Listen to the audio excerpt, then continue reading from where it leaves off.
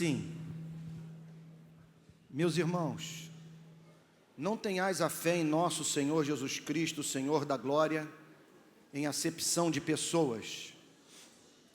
Se, portanto, entrar na vossa sinagoga algum homem com anéis de ouro nos dedos, em trajes de luxo, e entrar também algum pobre andrajoso, e tratardes com deferência o que tem os trajes de luxo, e lhe disserdes: tu, assenta-te aqui em lugar de honra, e disserdes ao pobre: tu, fica ali em pé, ou assenta-te aqui abaixo do estrado dos meus pés, não fizestes distinção entre vós mesmos, e não vos tornastes juízes tomados de perversos pensamentos? Ouvi, meus amados irmãos, não escolheu Deus os que para o mundo são pobres, para serem ricos em fé e herdeiros do reino que Ele prometeu aos que o amam. Entretanto, vós outros menosprezastes o pobre. Não são os ricos que vos oprimem, não são eles que vos arrastam para os tribunais, não são eles os que blasfemam o bom nome que sobre vós foi invocado? Verso 1: meus irmãos. Primeira coisa que me chama a atenção nessa passagem é que, muito embora Tiago estivesse indignado, ele trata de regular no coração aquilo que haverá de escrever para a igreja, aquilo que ele haverá de comunicar. Porque não há compromisso com a verdade que justifique a falta de educação no púlpito.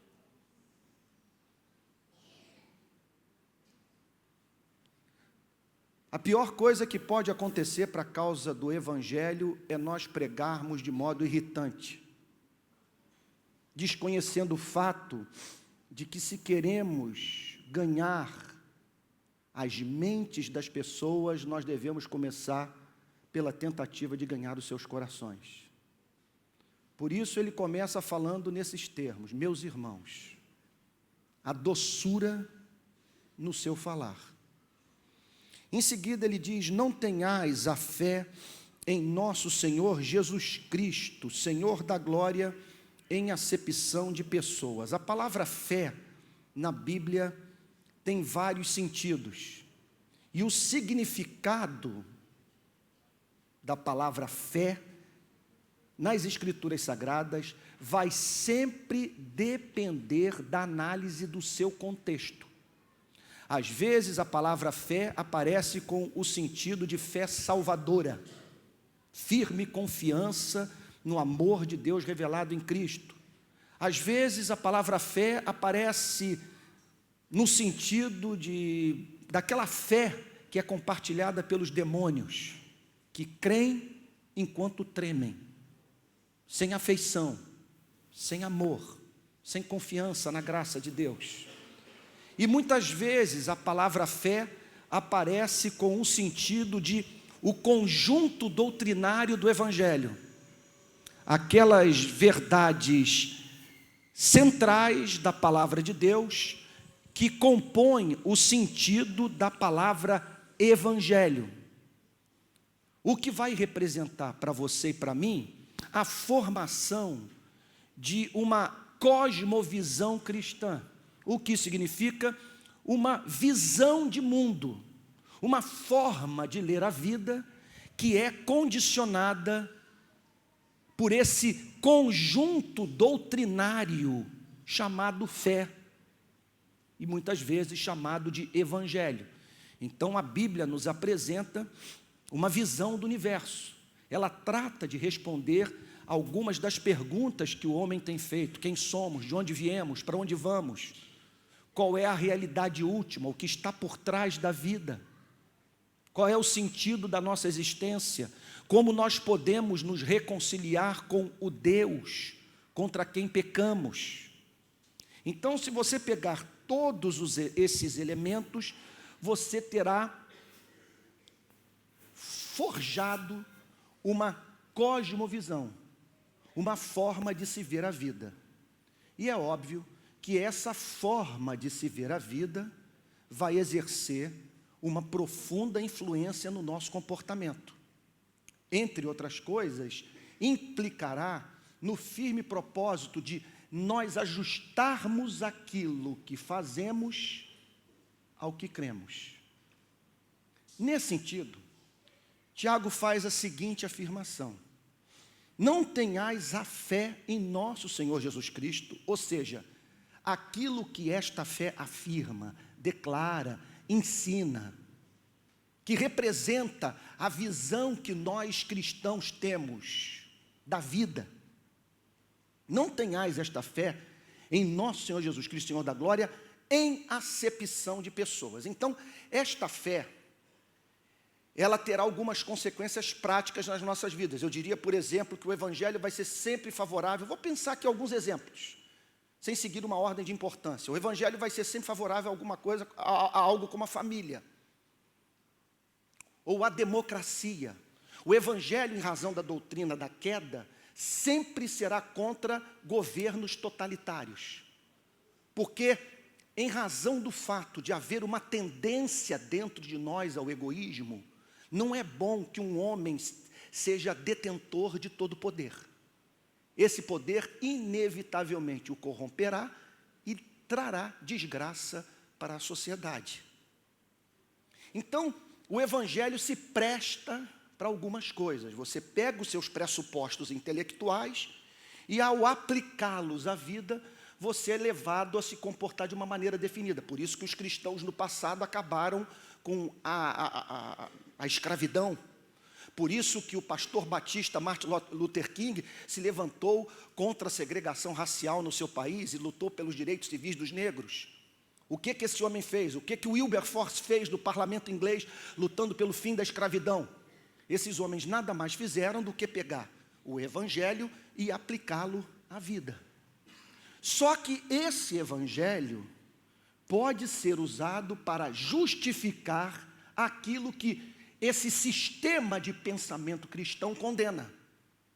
Então, para nossa vergonha, conforme eu mencionei ontem na exposição bíblica, protestantes, gente igual a você e a mim, no passado, apoiou o nazismo.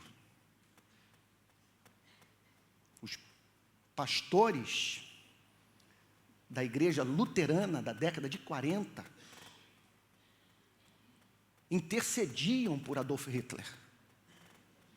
Pediam que a bênção de Deus estivesse sobre a Alemanha e que Deus a ajudasse na guerra. Na África do Sul, cristãos calvinistas apoiaram o apartheid. No chamado Bible Belt americano, o setor mais conservador dos Estados Unidos, ao sul do país, houve uma grande oposição à luta pelos direitos civis dos negros. Tudo isso endossado por cristãos. No século XIX, bem como nos séculos anteriores, obviamente, pastores tinham escravos dentro de casa e apoiavam o regime da escravidão. E é óbvio que o Evangelho, uma vez compreendido na sua essência, não pode ser usado para justificar esses regimes de terror, nos quais a dignidade humana não é respeitada. E Tiago pinça uma dessas contradições que podem ser encontradas na igreja.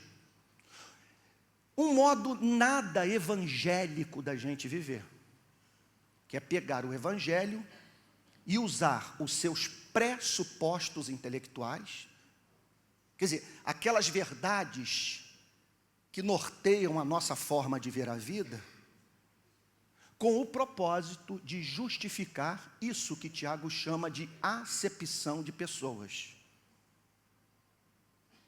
Que é você lidar com as pessoas com base na aparência externa. E aqui, nesse contexto, ele fala de uma forma bem definida de acepção de pessoas. Essa acepção pode ser de natureza étnica, racial. Aqui ele fala da acepção de pessoas que têm como fundamento o preconceito social. Ele diz: jamais use o evangelho para justificar tamanha canalice. Isso é indigno da glória de Cristo. Após a afirmação mais geral, Tiago passa como bom pregador, como bom mestre, para a aplicação prática, para o exemplo específico. Se, portanto, eu aprendi com Martin Lloyd Jones a nunca pular um portanto na Bíblia. O portanto, essas conjunções adversativas que aparecem nas Sagradas Escrituras, elas mostram o quanto o cristianismo depende de doutrina para viver, bem como da aplicação da doutrina à vida. Ele faz no verso 1 uma afirmação doutrinária, e no verso 2 ele faz a aplicação da doutrina. Se o evangelho é assim, logo a nós nos cabe nos comportar desse modo bem definido. E no verso 2 ele diz: qual a implicação prática desse repúdio do evangelho a isso que Tiago chama de acepção de pessoas? Se, portanto, entrar na vossa sinagoga algum homem em trajes de luxo e entrar também algum pobre andrajoso. Então, Tiago agora está procurando dar um tratamento evangélico para um fenômeno. Num culto como esse, o pobre e o rico chegarem simultaneamente. Como lidar com isso? Esse é o ponto.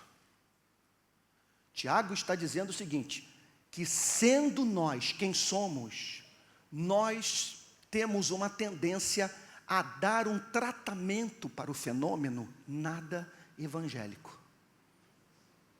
Algo que é repudiado pela palavra de Deus. Ele descreve a chegada desses dois homens na sinagoga. Se, portanto, entrar na vossa sinagoga algum homem com anéis de ouro nos dedos, em trajes de luxo. Então, trata-se de alguém rico, e que, por ser rico, trata de revestir a sua vida de glória. Porque nós somos reis destronados. Todos nós queremos resgatar a glória que um dia tivemos e que perdemos. Por isso, assim que o dinheiro nos chega às mãos, nós tratamos de cobrir o corpo de ouro e vestes caras. Porque há algo que une a todos os que se encontram aqui nessa manhã. Nós abominamos o anonimato, sermos ignorados. Todos nós temos fome e sede de visibilidade. O problema da violência na periferia de São Paulo e nas favelas do Rio de Janeiro é a fome e sede de visibilidade por parte de jovens entre 18 e 25 anos, pobres, pardos ou negros do sexo masculino. Eles sabem que trabalhando como motoboys, eles não vão conseguir levar as meninas para a cama. Eles não vão ter visibilidade. E a partir do momento que se envolvem com tráfico, tornam-se visíveis. No caso do Rio de Janeiro, que eu conheço muito bem, as meninas saem das regiões mais ricas da cidade, da Zona Sul, para terem um intercurso sexual com esses rapazes em razão do fetiche do fuzil. Eu já vi testemunho em comunidade pobre do Rio de Janeiro, do sujeito dizer a seguinte coisa: eu não uso arma, mas tenho muitos amigos traficantes, fui criado na comunidade e nas nossas festas eu sempre procurava portar um fuzil, porque as moças são fascinadas por homens armados.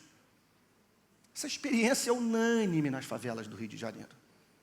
É o que une, na verdade, policiais civis, militares e traficantes. Todos querem visibilidade. Todos querem ser vistos. Todos querem ser amados. E por isso este homem entra na sinagoga em trajes de luxo e com seu corpo coberto de ouro. Veja, a Bíblia não está condenando o vestir-se com elegância. A Bíblia não está condenando o você se vestir-se de uma tal maneira que possa cumprir os seus papéis sociais. O que a Bíblia está dizendo é que é da natureza humana buscar glória. E ao mesmo tempo entra o pobre, que por estar focado em comida e bebida, na sua sobrevivência física, não tem tempo para cuidar das suas roupas. Não tem dinheiro para isso. Por isso, ele é descrito aqui como pobre andrajoso. Agora, no verso 3, Tiago descreve uma possível resposta da igreja ao fenômeno. Isso pode acontecer na Igreja Presbiteriana da Barra, onde eu sou pastor. Isso pode acontecer na Comunidade da Graça. O que Tiago está dizendo é o seguinte: é uma tentação a qual a igreja está exposta desde o primeiro século. Ele descreve uma possível resposta. Não é que é sempre assim, não é que tem que ser assim. O que ele está dizendo é o seguinte, que é algo tão presente no espírito humano, que se nós não dermos um tratamento evangélico para esse pecado, nós vamos entristecer o Espírito Santo. Verso 3. E tratardes com deferência o que tem os trajes de luxo, e lhe disserdes, assenta-te aqui em lugar de honra. Então, uma possível resposta da igreja à presença do rico no lugar de adoração é pastores, presbíteros, diáconos,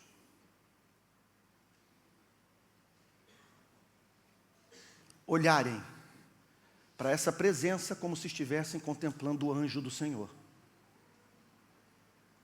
Ele descreve aqui uma igreja embasbacada, em estado de perplexidade, olhando para o rico e a ele prestando culto. Por quê? Isso pode acontecer. Tal ocorre porque alguns pensamentos nessa hora podem passar pela sua e pela minha cabeça. Pensamento número 1, vamos aqui conjecturar. Por que a igreja está prestando culto a esse homem? Por que ele não está sendo tratado como um mortal? Como um pecador? Como um entre iguais? Porque a igreja pode raciocinar do seguinte modo: eis alguém cujo dinheiro pode viabilizar os nossos projetos missionários. Eis alguém que pode nos ajudar a ter emissora de televisão, de rádio e terminar a construção do templo. Eis um homem sobre cuja vida a bênção de Deus se encontra. Esse é um possível raciocínio. Eis uma criatura extraordinária que tem muito que nos ensinar, porque é um vitorioso. Ou então, eis alguém que pode viabilizar um final de semana em sua casa de praia em Angra, em Búzios.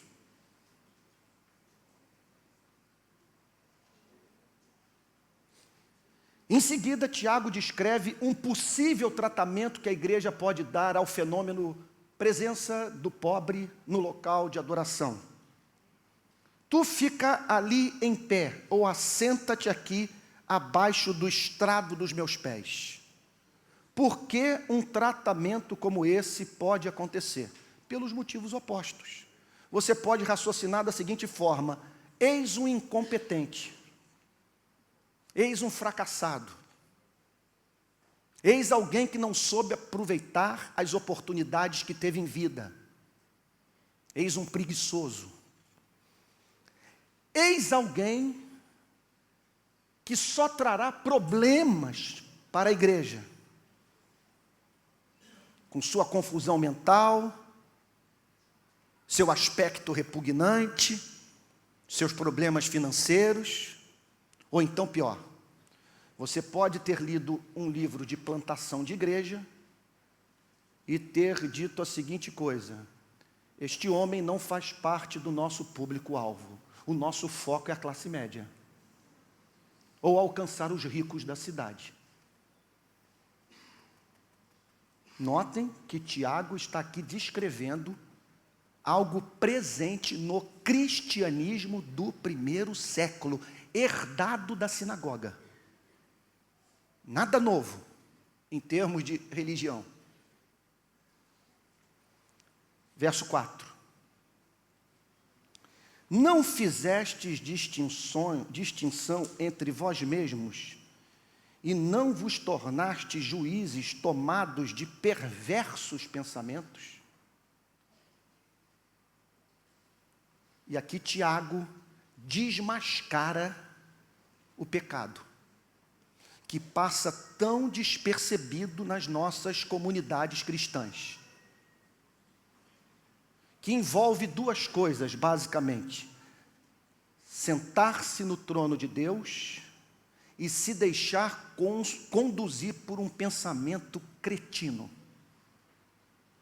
perverso. Ele está dizendo, isso é uma coisa maligna, isso não é coisa de crente, não é coisa de evangélico, não é coisa de quem conheceu o evangelho da glória de Deus em Cristo Jesus. O pensamento é perverso, porque preconceito social fez com que você perdesse de vista a dignidade intrínseca de cada ser humano. Todos foram feitos à imagem e semelhança de Deus, por isso nós devemos lidar com eles como se estivéssemos lidando com a Arca da Aliança. O pensamento é perverso porque ele parte de uma grande distorção referente aos procedimentos de Deus na história, o modo mediante o qual ele lida com os seres humanos. Ele é perverso porque ele parte do pressuposto que a riqueza é necessariamente bênção e a pobreza, maldição. Ele é perverso porque ele deixa de reconhecer o fato que o sujeito pode ser rico porque é malandro, porque herdou a riqueza, porque a conjuntura econômica essencialmente maligna possibilita o seu ganho absurdo. Olhem para a base da economia brasileira. A economia brasileira tem como base o trabalho semi-escravo de negros, pardos, pobres, nordestinos, que passam 10 horas no local de trabalho. Vamos descrever o drama de São Paulo e Rio de Janeiro. São mais ou menos de 8, 10, às vezes 12 horas no trabalho, gastam 4 horas no trânsito, trabalham 6 vezes por semana, muitos destes não têm acesso à assistência médica e o transporte é descontado do salário. Pergunto, essas pessoas têm tempo para a literatura? Têm tempo para a poesia?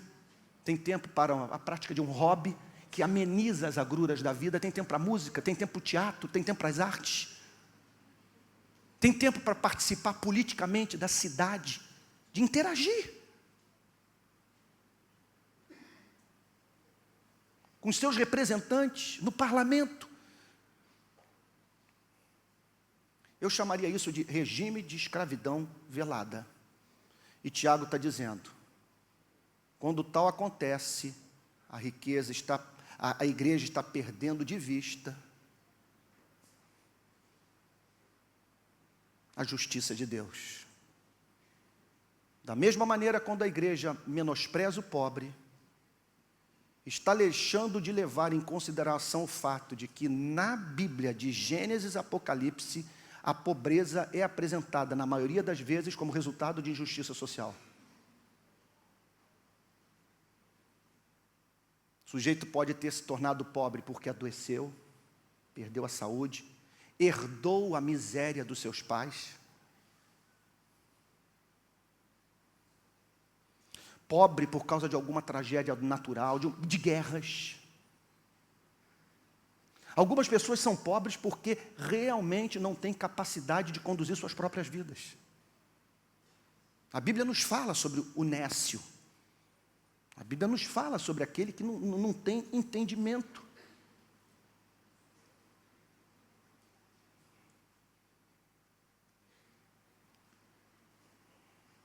Não fizeste distinção entre vós mesmos e não vos tornaste juízes tomados de perversos pensamentos. Aí a bomba atômica do verso 5.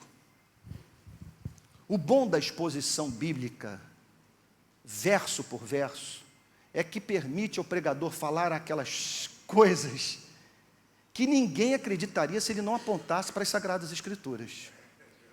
Porque aqui no versículo 5, nós estamos diante de um vetor. Nós estamos diante de uma doutrina que deveria estar presente em todo manual de plantação de igreja ou de formação de grupos pequenos numa igreja local. Isso aqui é missiologia pura. Tiago agora passa a mostrar um outro aspecto da perversidade do preconceito social. Ele está dizendo o seguinte: quando a igreja age dessa forma, ela está deixando de levar em consideração o que a Bíblia ensina e o que a história prova. Quando o assunto é rico e pobre, o que a Bíblia nos ensina?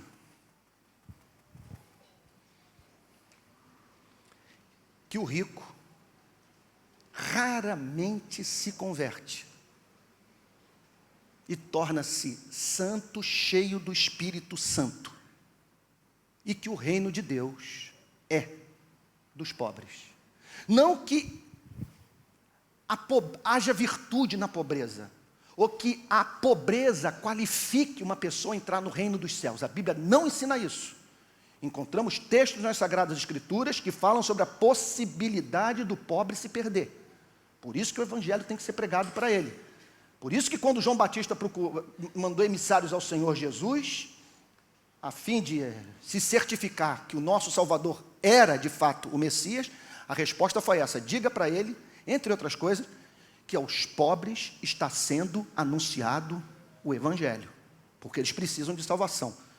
Contudo, em geral, são eles que se convertem.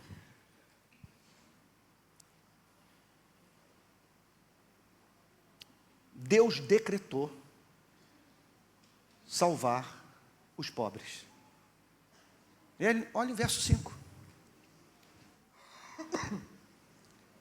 Ouvi, meus amados irmãos. Ele está irado, mas mais uma vez, meus amados irmãos. Faz lembrar a mãe de um amigo meu, recém-convertida, foi assaltada numa rua lá em Niterói, e ela, muito indignada, não queria perder a linha e não deixar de se comportar como crente. Então esse meu amigo conta que após o roubo, o rapaz sai assim, andando, correndo, ela vira-se para ele e diz: Deus te abençoe, meu filho. Diz que raios saíam da mão da mãe dele. Então aqui está Tiago, meus amados irmãos. Ele está indignado, mas não quer falar de modo irritante. Ele está indignado, mas não quer perder o coração das pessoas. Aí ele diz: ouvi, meus amados irmãos, não escolheu Deus os que para o mundo são pobres. Aqui há um elemento de jocosidade. Os que para o mundo são pobres. É uma avaliação mundana. É uma avaliação que tem como parâmetro a posse de riqueza material. Então, para o mundo, essa gente é pobre. Ninguém quer estar na sua pele.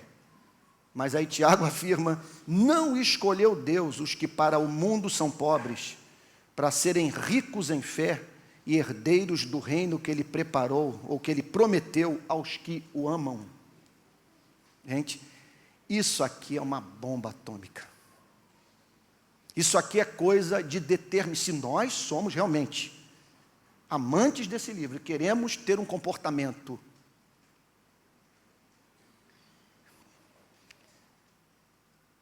evangélico, se nós queremos coerência intelectual, nós vamos ser igreja, acima de tudo, para os pobres. A indicação aqui é muito clara. Você quer fazer uma pescaria farta? Vá para as favelas. Vá para os bairros de periferia. Ali você vai encontrar as expressões mais bonitas de fé. Porque o mesmo Deus que permitiu que essas pessoas entrassem na pobreza, decretou que muitas delas seriam bilhardárias no campo do ser. O texto afirma: não escolheu Deus os que para o mundo são pobres para serem ricos em fé e herdeiros do reino que Ele prometeu aos que o amam. Olha a riqueza do versículo, olha o que Deus decretou para milhares e milhares e milhares de gente menosprezada por você e por mim.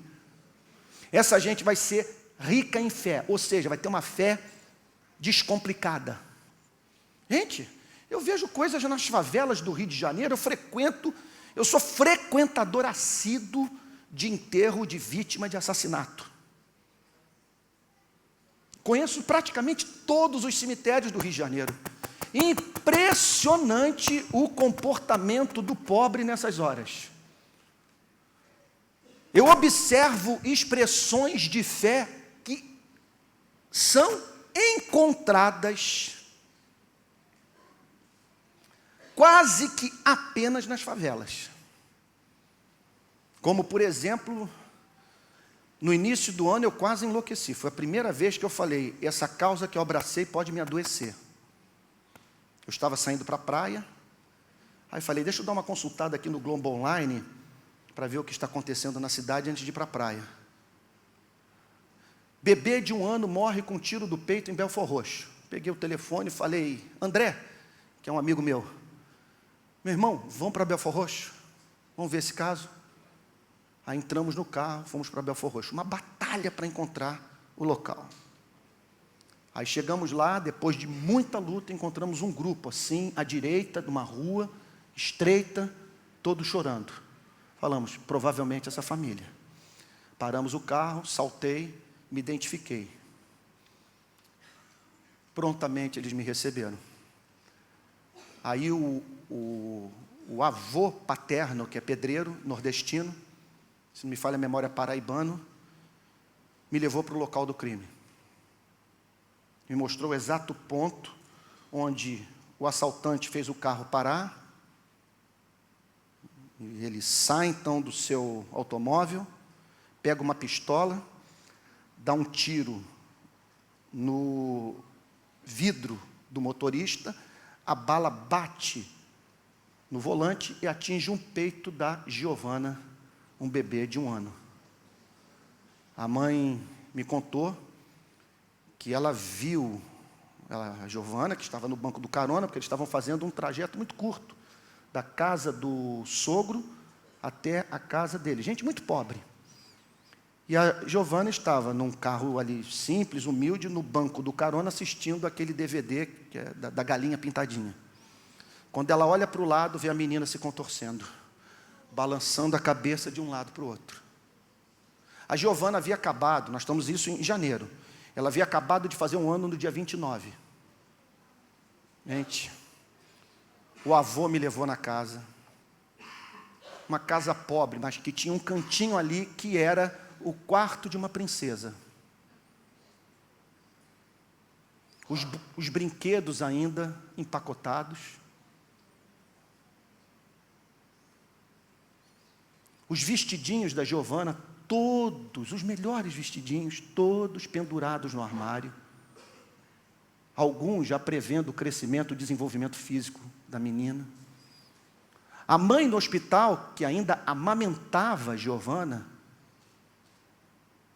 pega o corpo inerte da menina, traz o peito para amamentá-la. Quando eu chego no cemitério, eu só ouço a mãe gritando: Jesus, Jesus, o Senhor me deu essa menina, Senhor, porque o Senhor levou a minha filhinha, Senhor. Aí chegamos no local do enterro, cinegrafistas, repórteres, nós de movimento social, os parentes pobres, a mãe agarrada ao caixãozinho pequenininho da filha.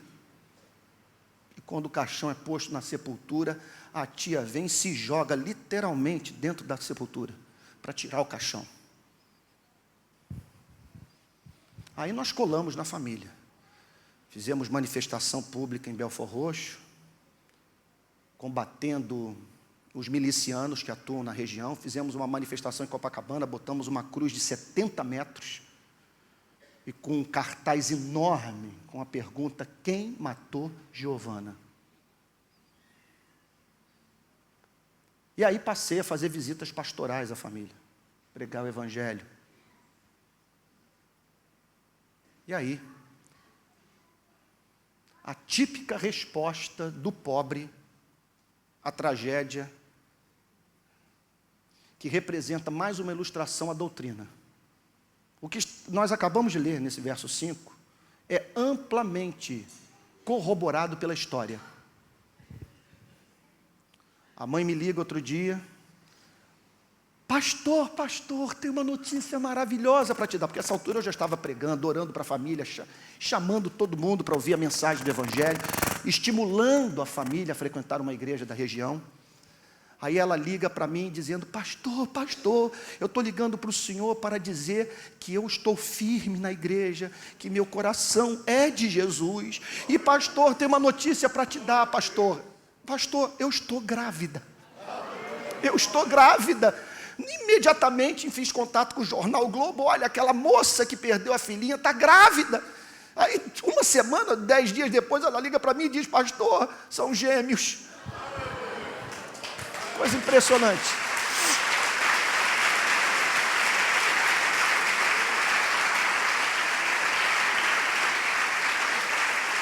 Aí agora, o jornal Globo noticiou que nós vamos dar um enxoval inteiro da criança e vamos fazer a reforma daquela casa.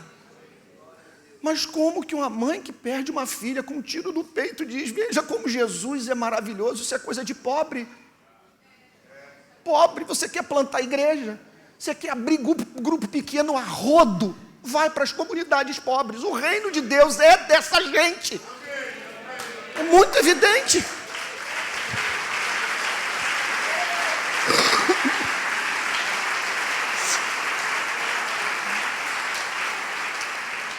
Aí Tiago prossegue dizendo: entretanto, gente, eu estou aqui nessa manhã para livrar a minha igreja e esta igreja santa deste entretanto.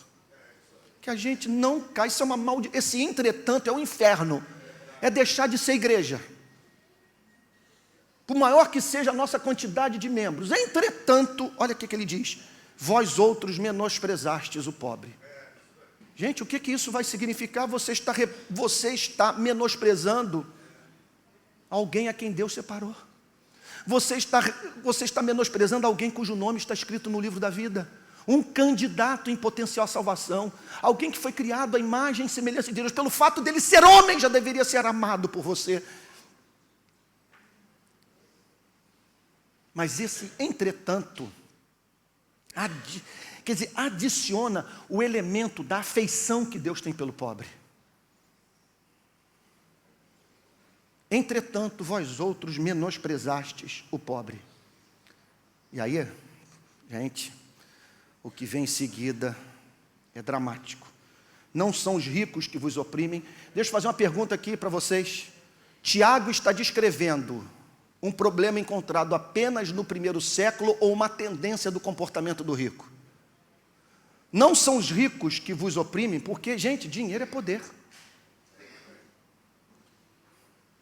Tudo aquilo que é acrescentado aos filhos de Adão representa no minuto seguinte tentação. E dinheiro é a principal delas. E há uma tendência no rico de oprimir o pobre, de bancar regimes de opressão. E o texto diz, por isso que em geral eles são conservadores. Quando nós fazemos as manifestações no Rio de Janeiro, às vezes nós nos damos ao trabalho de ler o comentário dos leitores do Jornal Globo. Esses militantes do Rio de Paz são todos uns maconheiros, devem estar recebendo muita grana da Europa. Tem que jogar bomba nas favelas, matar essa raça. Estava o Carlos Alberto comigo, numa manifestação em Copacabana. Nós montamos uma favela na Rio Mais 20. Carlos Alberto testemunhou isso, inclusive ele que me passou a informação que eu não vi. Chega uma senhora no meio da manifestação, no calçadão de Copacabana, jornalista para todo lado. Nós montamos 3 barracos, uma réplica de uma favelinha do Rio de Janeiro. E uma senhora chega na praia de Copacabana, olha para os barracos, vê se eu estou sendo fiel. Ela diz, é isso mesmo, temos que fazer essas manifestações, porque senão daqui a pouco essa gentalha vai estar morando aqui. Ela pensou que era uma manifestação da classe média contra o pobre.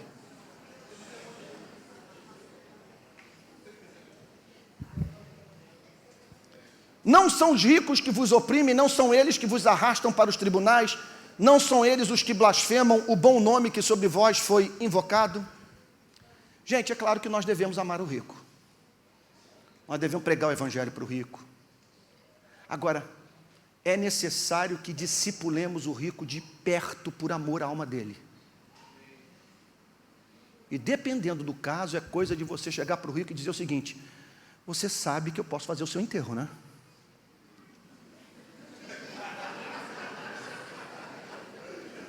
Você sabe que a sua condição é absolutamente frágil.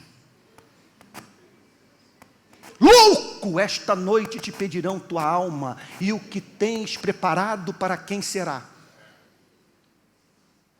Então o rico ele deve ter no discipulado um contato com a sua condição de criatura mortal, finita. O homem nascido da mulher vive breve tempo, cheio de inquietação. Nasce como a flor e murcha, foge como a sombra e não permanece. É interessante o que Tiago está dizendo aqui. Olhem por que a gente cai nesse laço. Eu já caí nesse laço. Esse sermão aqui é autobiográfico. Porque entra o pobre na igreja e ele tem a sua glória oculta pela halitose, pelo dente cariado, pela cabeça com piolho. Você não consegue ver glória. Você não consegue ver imagem e semelhança de Deus. Você não consegue imaginar que o nome dele está escrito no livro da vida. E que tratá-lo com honra é honrar a Jesus. Abraçá-lo é abraçá-lo a Cristo. Entra o rico. Ocorre o inverso. Você perde de vista que aquele cara que está vestido no impecável Armani com Rolex de ouro no pulso, ele faz exame de próstata.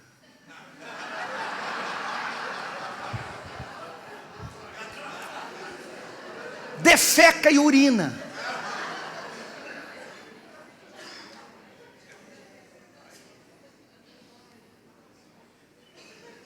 Então, um tem a sua glória oculta pela miséria, e o outro a sua miséria oculta pela sua glória. E Tiago está dizendo, e se a igreja não vigiar, vai pecar. Gente, eu não pregava sobre essas coisas. Até o ano de 2007, vocês não iam me ver pregando sobre esses temas. Vocês iam me ver falando sobre apologética, plantação de igreja, grupo pequeno. Mas o pobre não fazia parte das minhas cogitações. O que aconteceu? Em 2006 eu estava para sair do Brasil, para fazer um doutorado, e no dia 28, narcotraficantes, numa ação orquestrada a partir de Bangu, mataram 19 pessoas em pontos diferentes da cidade do Rio de Janeiro. Entre elas, 8 que vinham de um ônibus do Espírito Santo para São Paulo. Foram queimadas vivas. Eu olhei para aquilo e falei, não vou mais ficar calado, não vou mais conviver com esse drama de consciência que se arrasta há anos, porque qual era a minha vida? Acordar de manhã, tomar o café, ler o jornal que eu assino, e ao me deparar com o noticiário do Caderno Rio, ficar chocado com a quantidade de gente assassinada. Fechar o jornal, ir orar e dizer, Deus amado, não é possível, alguma coisa tem que ser feita. Meu Deus do céu, é muita morte, isso anos. Mas nesse dia, eu falei, chega, vou para as ruas. Passou pela minha cabeça, pegar uma pilha de pneu, botar no caminhão, mas vários pneus, encher um caminhão de pneu, descarregar na Rio Branco e meter fogo em tudo, e parar o trânsito todinho do Rio de Janeiro. Passou isso pela minha cabeça. Mas eu pensei, isso não vai glorificar a Deus, é óbvio.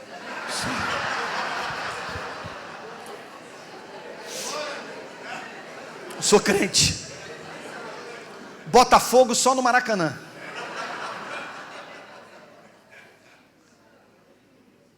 Aí, creio que o Espírito Santo deu a nós uma visão que mudou a nossa história. Eu havia chegado da França, o projeto de doutorado havia sido aceito por uma faculdade francesa, de Aix-en-Provence,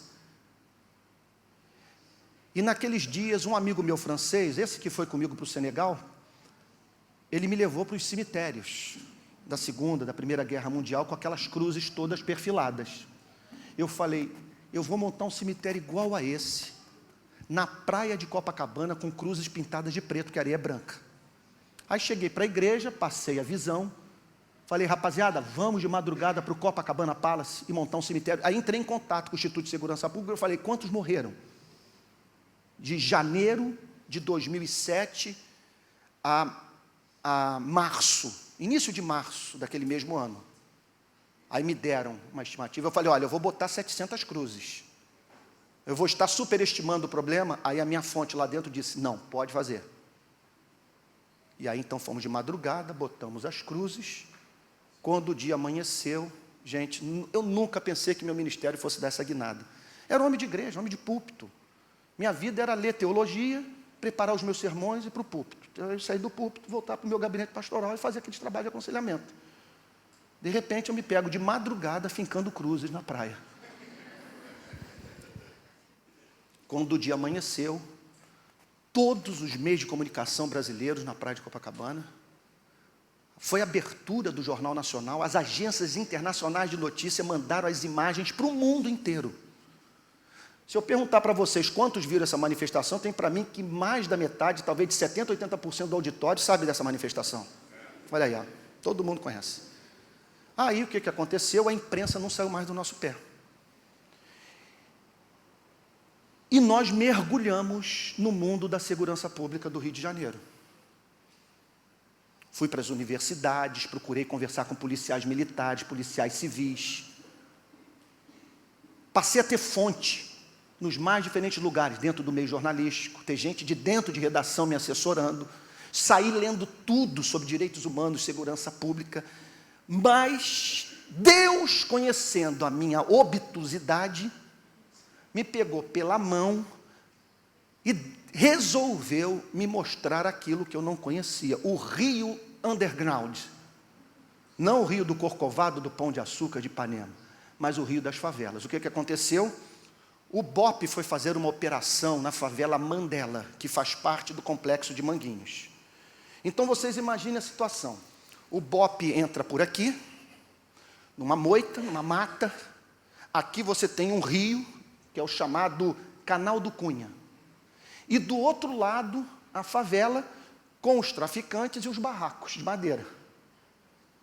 Do lado de lá, policiais com fuzis e balas que conseguem perfazer a distância de 2,5 km, que furam parede de alvenaria.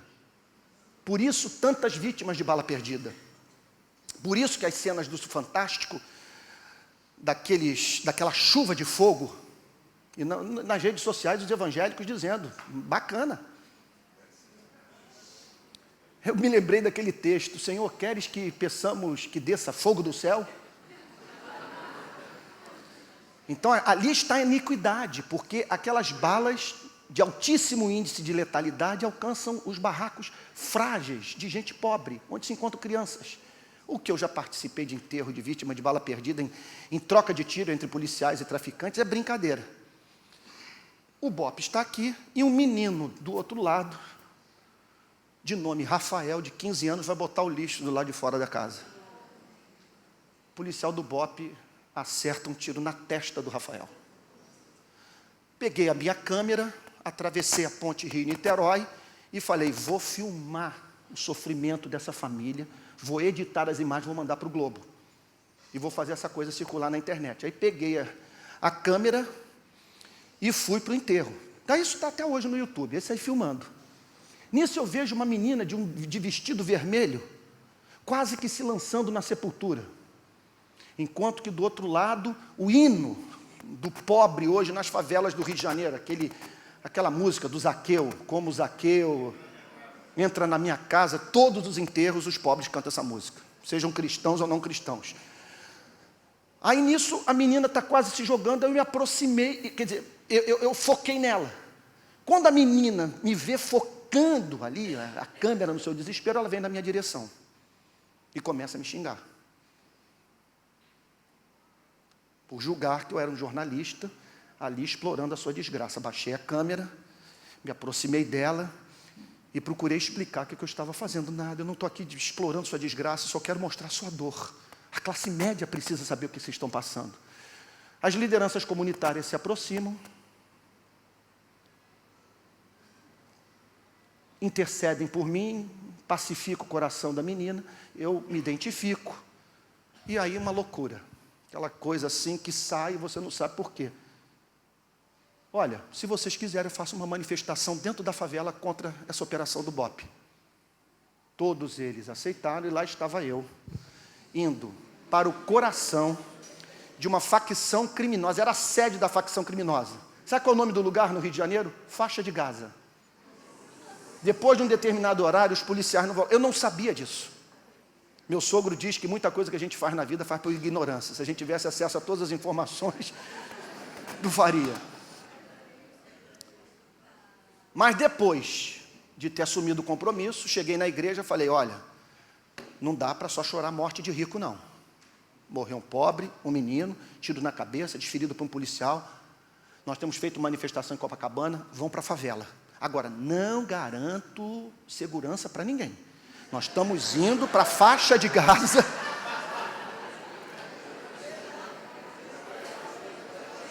Aí mandei a notícia para a imprensa. Falei, olha, estamos indo para lá. A essa altura, todos os meios de comunicação e as agências internacionais nos seguindo.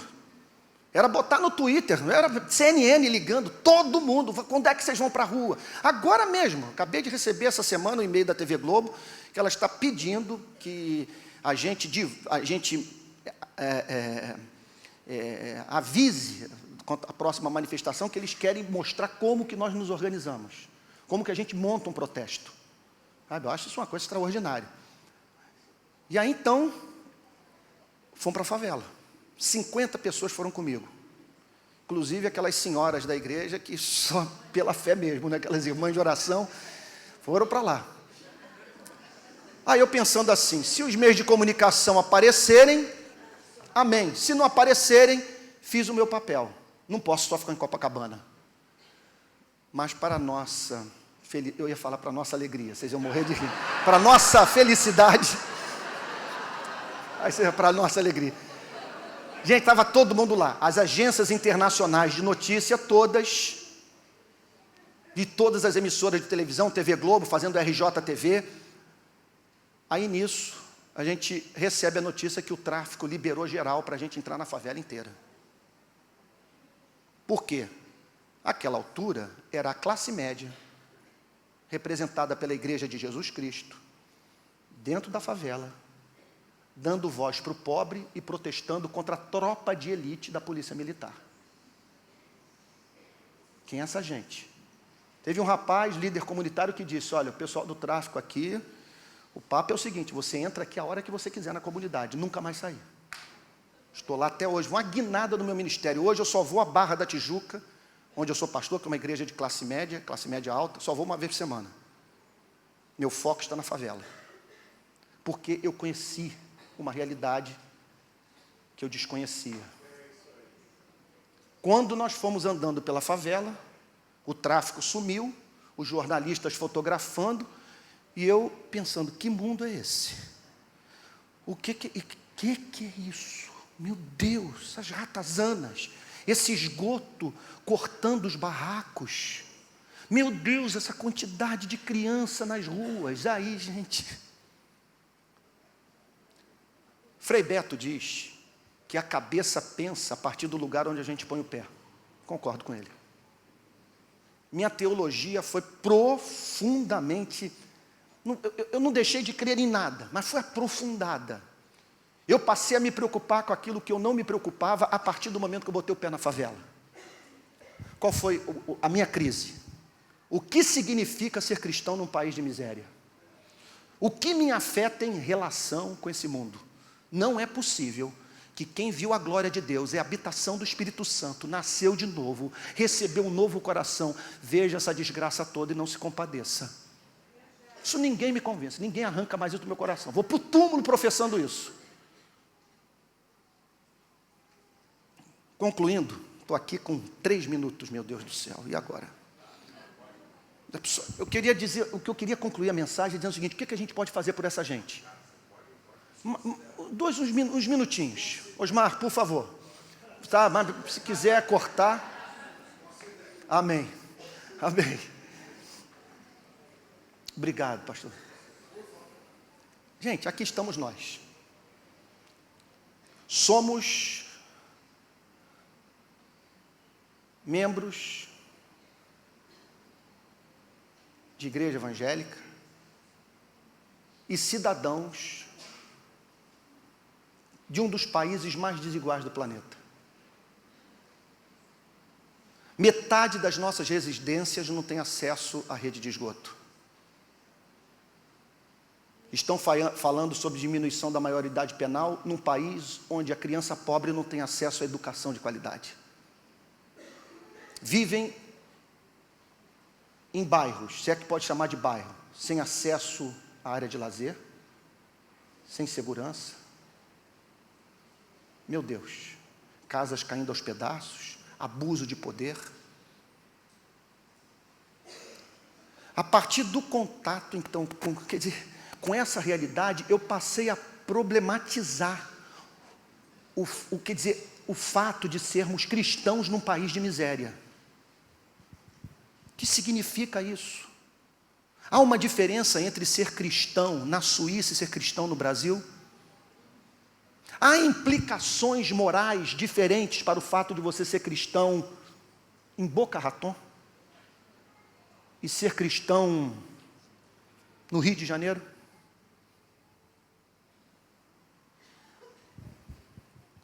E a partir daquele contato,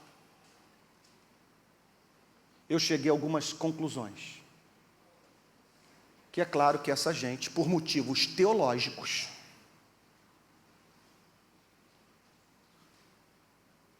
e por motivos de compaixão, deve ser nossa prioridade. Não estou falando sobre opção preferencial pelo pobre a ponto de não pregarmos o evangelho para a classe média nem para o rico. O que eu estou dizendo é que a igreja deve dar voz aos sem voz, visibilidade aos invisíveis. E que nós temos que estar em locais onde há mais demanda de compaixão. Onde tem mais gente gemendo sem ser ouvida. Então o que fazer? Vamos lá, tem umas 5 coisas aqui, rapidinho. Olha aí, primeira coisa, você tem que ir lá.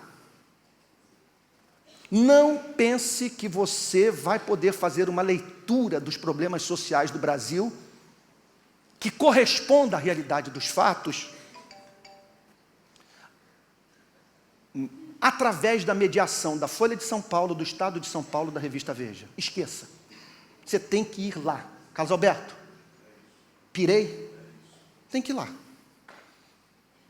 Eu, por exemplo, quando eu comecei o Rio de Paz, eu pensava que o Brasil era o país da impunidade, que a saída é prender, prender, prender, que é o discurso da Veja. Aí chego no sistema prisional, que isso aí dá um livro. Vejo celas superlotadas, policial tarimbado chegando do meu lado e dizendo, olha, eu detesto bandido, mas eu reconheço que tem muito rapaz aí que não praticou crime algum. Aí eu conheci o Bucha. O Bucha é um menino de favela que assume a responsabilidade do crime praticado ou pelo policial ou pelo traficante. Vi também pessoas que foram detidas e cuja vida não representa nenhuma ameaça ao bem-estar da sociedade. Eu nunca vi ladrão de galinha, mas vi ladrão de bacalhau. O rapaz foi preso porque roubou um bacalhau. Vi um menino homossexual que foi preso porque alguém passou de carro, o xingou e ele jogou uma pedra no carro. E lançaram esse rapaz numa cela superlotada e ele com o corpo assim perfeito de mulher. Não pôde ficar lá 10 minutos. Então tem que ir lá. Mas é ir lá a ponto... Eu não estou dizendo que esse é o chamado de todos. Não estou dizendo que para você ser ministro do Evangelho, você só pode pregar na favela. Mas não há essa opção. À luz da teologia, do Novo Testamento, nós não temos esta opção. Sabe, de dizer que a nossa igreja não tem vocação para o pobre. Quando o Senhor Jesus viveu entre eles. Quando o apóstolo Paulo vai a Jerusalém para expor o conteúdo do seu evangelho, qual é a recomendação? Olha, nós não temos o que dizer sobre o conteúdo da sua mensagem, só queremos fazer um pedido a você, não se esqueça dos pobres.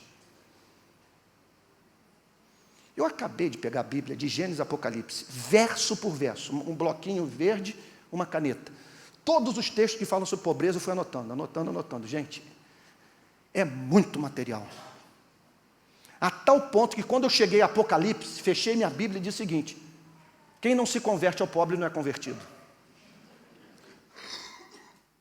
Que não pode uma pessoa que viu a glória de Deus, que nasceu de novo, ver o ser humano em estado de privação, exclusão, vulnerabilidade e não se compadecer dele. A compaixão é o beabá da ética cristã. Que é você se compadecer daquele que sofre e que na sua desgraça não pode fazer nada por si mesmo para se salvar. O nome disso é compaixão. Então temos que ir lá. Segunda coisa, pregar o evangelho. Dom Helder Câmara já disse, não adianta tirar o favelado da favela sem tirar a favela do seu coração. Isso só é o evangelho. Temos que pregar o evangelho porque Jesus morreu. E ressuscitou. E essa é a nossa missão número 1. Só nós podemos fazer isso. Terceira coisa. Obra de filantropia. Comida, agasalho, calçado, vestimenta, reforma de casa. Já vamos chegar lá. Mas é esse socorro. É a parábola do bom samaritano. Socorreu o que está à beira da estrada, independente da fé que ele professa. Tá bom? Muitos vão chamar isso de assistencialismo. Mas olha, se vocês me permitem dizer, nas últimas eleições eu não votei na Dilma. Mas no meu trabalho em favelas do Rio de Janeiro, e no pouco contato que eu tive com o sertão do Nordeste, o pobre interpreta o Minha Casa Minha Vida e o Bolsa Família como a primeira expressão de amor do Estado brasileiro pelo necessitado. O Lula é imbatível nas favelas do Rio de Janeiro e no sertão. Eu estou falando de experiência de campo. Não estou aqui pregando PT. É um fato. E muitos vão dizer isso é assistencialismo. Mas, gente, como lidar de modo pejorativo com essa expressão de amor quando pensamos em gente que está para morrer? Gente que tem fome, o estômago está roncando. Quarta coisa, já estou terminando, eu falei 5. Quarta expressão de amor por essa gente, que são as obras de desenvolvimento humano. O empoderamento. Você dá noção de cidadania. Ajudar essas pessoas a se situarem dentro do chamado Estado Democrático de Direito brasileiro. Entrar com curso de qualificação profissional para que esta gente pare de depender da misericórdia incerta da sociedade e do Estado. Elas precisam caminhar com as próprias pernas. Hoje, nós estamos concluindo um prédio na favela do Jacarezinho, que está ao lado da favela onde nós fizemos a manifestação. Um terreno nos foi doado, estamos montando um prédio. No primeiro andar, nós vamos botar uma padaria, vamos fazer o mesmo pão que se faz em Paris, nós vamos fazer ali. Pegando os meninos que estão querendo largar o tráfico, eles vão ter profissão, e todo o dinheiro da padaria nós vamos investir em criança pobre. No segundo andar, número incontável de cursos de qualificação profissional. E no terceiro andar, uma ouvidoria. A comunidade vai poder trazer as suas demandas, nós vamos mandar para a imprensa, para o Ministério Público, e para os nossos representantes na Assembleia, e o Poder Executivo, e por aí vai. Então, obra de desenvolvimento humano. Ir lá, ajudar essa gente a sair do analfabetismo funcional, a aprender a interpretar texto. E por fim, essa aqui agora nós vamos precisar, assim, Senhor, se o que o pastor vai falar agora não procede de Ti, preserva a comunidade da graça da sua mensagem, que eu vou tratar agora é meu último ponto, e ele é controverso.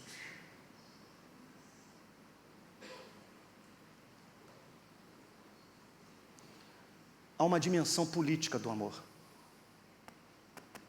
que muitas vezes nós vamos estar diante de um necessitado que a providência divina botou em nosso caminho, e o amor vai chegar no nosso ouvido e vai dizer o seguinte: meu servo,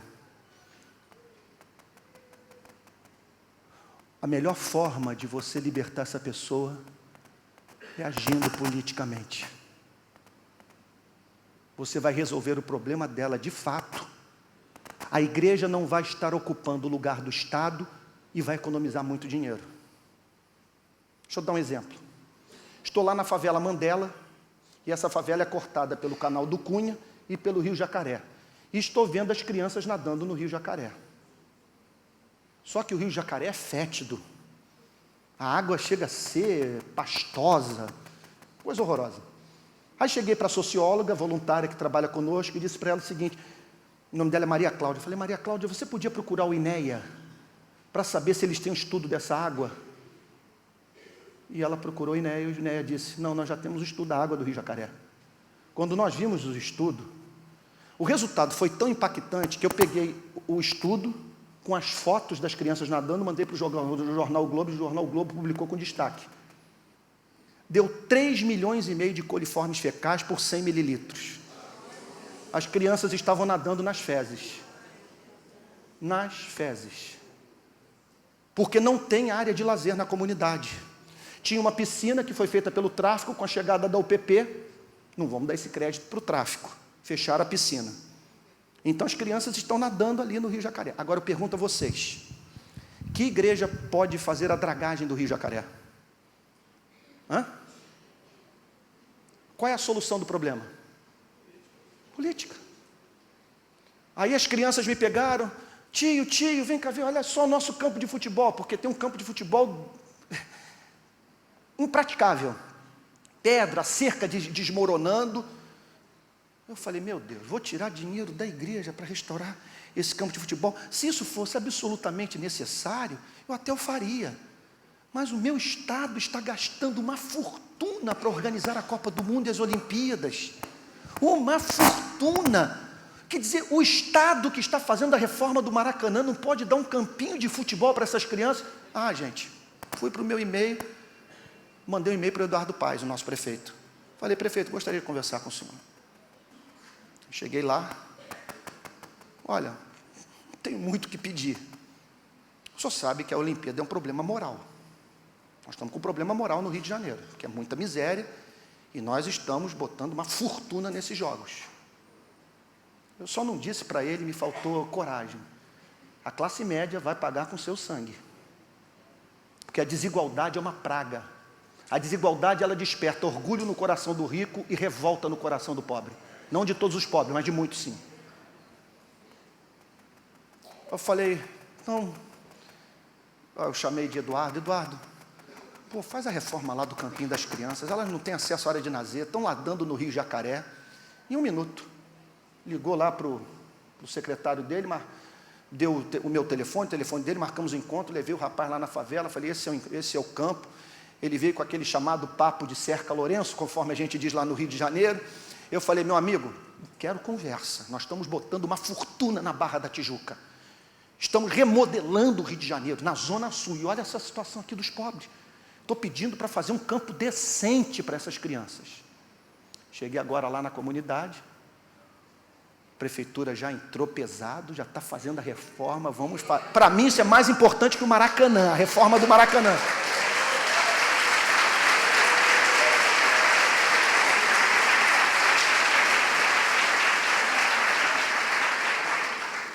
Então, John Stott, já ouviram falar nesse homem? É muito bom, gente. Olha, se você encontrar livro dele sobre culinária, compre. Cara, muito bom. E tem um livro dele que há uma frase que me marcou profundamente. Ele diz a seguinte coisa: a pressão política é uma extrapolação legítima do mandamento de amar o próximo. A igreja vai estar sempre diante da seguinte decisão: ser uma boa escravocrata ou lutar pelo fim da escravidão. O que vocês acham? O que é melhor? Eu chegar aqui e dizer, amados irmãos, a nós nos cabe tratar com amor os nossos escravos. É inaceitável que ele não coma, que ele continue dormindo na senzala, sabe?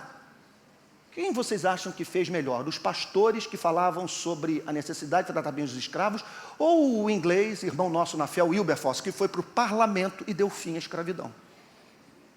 Acabou com a condição. Para Wilberforce, amar o escravo era livrá-lo daquela condição abjeta. Agora, olhem para a comunidade da graça.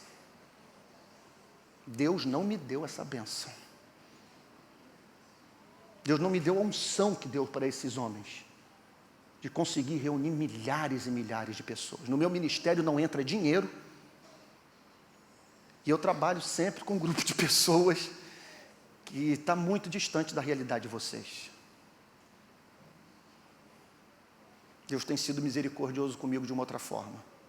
Mas, gente, uma comunidade desse porte é coisa de você marcar uma audiência. Vai o pastor Carlos Alberto com a forma mais doce do mundo, vai procurar autoridade pública. Você sabe da situação. Pensa em um bairro pobre de São Paulo. Tiradentes. Olha, situação lá, as crianças não têm acesso à área de lazer. Senhor prefeito, o que está acontecendo é o seguinte: elas não saem das lan houses, estão assistindo filme pornográfico, não tem futebol, não tem nada. A voz é doce, mas o porrete é desse tamanho. Porque ele vai falar o seguinte, o senhor sabe, né? A nossa comunidade não vai gostar muito se a prefeitura não agir. Esse é o poder que nós não temos explorado. Os movimentos sociais não têm povo e nós temos. E nós temos que saber usar isso em favor do pobre, em favor do necessitado. Eu acho, aqui termino, como presbiteriano não gosta de falar que profetiza, mas vamos assim dizer que conjecturando, veio-me à mente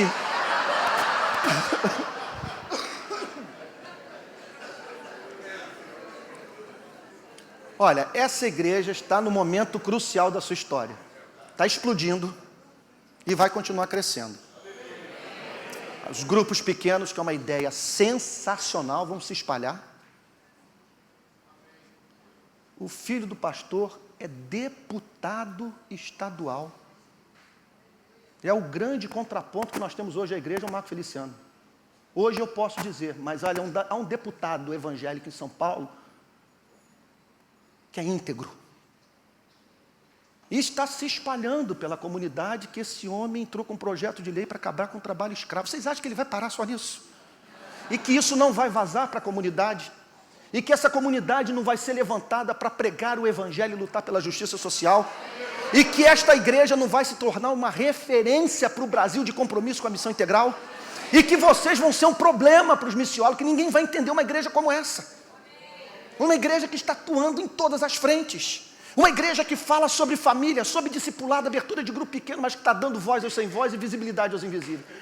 Gente, meu Deus, eu quero estar dentro disso aí, acompanhando de perto. Ó, te mando essa benção. Deus os abençoe, vamos ficar de pé.